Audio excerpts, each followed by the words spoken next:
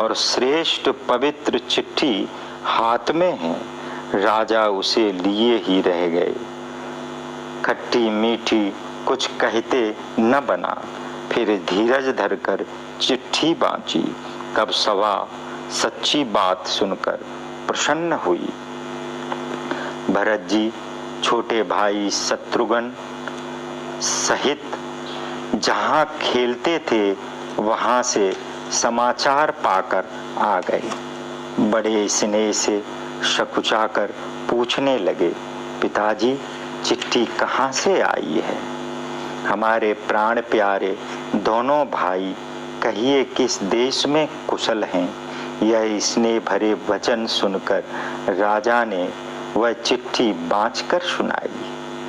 अंततः श्री महाराज अपराजित धीराज सकल महाराजानम सिरताज जगल लाज को जहाज गरीब निवाज महिमंडल महेंद्र सुरेंद्र के उपेंद्र सम करण काज यश जानत जहान केते भान समान प्रतापमान दानमान सम्मान सुजान ज्ञान प्रेम निधान दशरथ भूप को शीर केतु भूप की जय जी। आप अनूप कुशल स्वरूप हैं, यहाँ आपकी कृपा ही कुशल है। भुवन हितकारी मुनि संग अंग अंग आभा उमंग अनंग आभा भंग करनहार आपके युगल कुमार आए हैं। हमने लोचन लाहू पाए।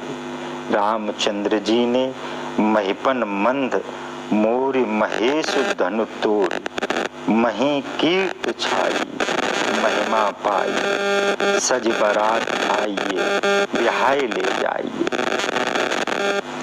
चिट्ठी सुनकर दोनों भाई पुलकित हो गए और स्नेह से फूले अंग न समाए। भरत जी की पवित्र प्रीति देखकर सब सभा ने विशेष सुख पाया।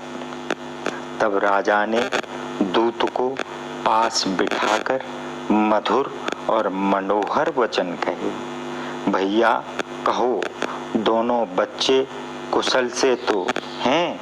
तुमने भली भांत अपनी आंखों से देखे हैं।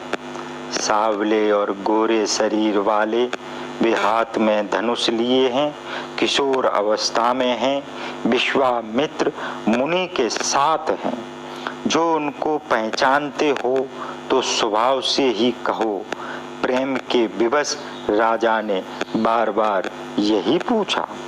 जिस दिन से मुनि लिवा ले गए हैं तब से आज सच्ची खबर पाई है। कहो राजा, जनक जी ने कैसे पहचाना? राजा के प्रिय वचन सुन दूत मुस्काने लगे और बोले, हे राजाओं में शिरोमणि, सुनिए, आपके समान धन्य कोई नहीं है कि जिनके राम लक्ष्मण जैसे जगत के भूषण दोनों पुत्र हैं। आपके पुत्र पूछने योग्य नहीं है। वे पुरुष सिंह त्रिलोक में प्रकाश स्वरूप हैं, जिनके यश और प्रताप के आगे चंद्रमा मलिन और सूर्य शीतल लगता है। हे नाथ, उनके लिए आप कहते हैं कि कैसे पहचाना? क्या सूर्य को कोई हाथ में दीपक लेकर देखता है?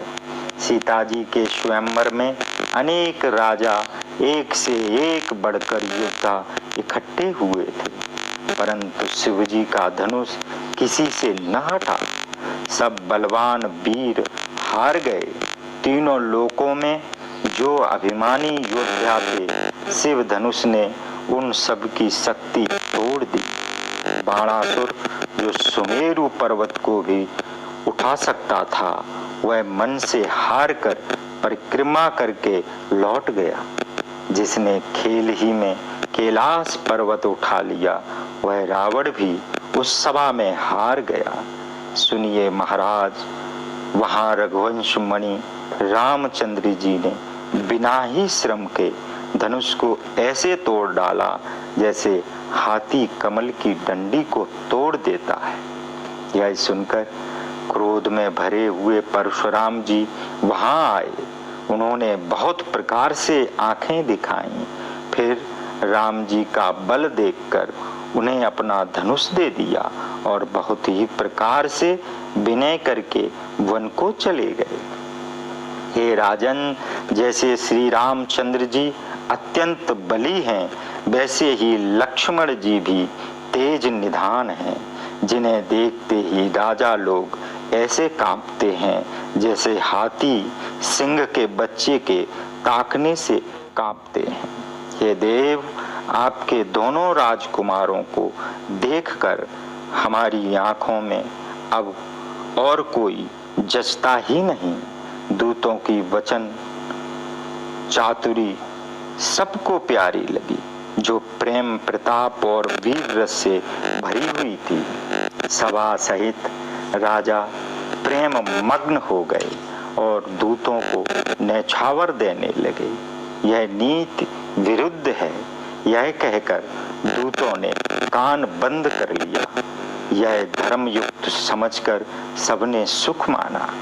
तब राजा ने वशिष्ठ जी के पास जाकर उनकी चिट्ठी दी और दूतों को आदर सहित बुलाकर गुरुदेव को सब कथा सुनाई। यह सुनकर गुरु बहुत सुखी हुए और बोले, पुण्यवान पुरुषों के लिए सब पृथ्वी सुख से भरी हुई है। जैसे नदियां समुद्र में जाकर मिल जाती हैं,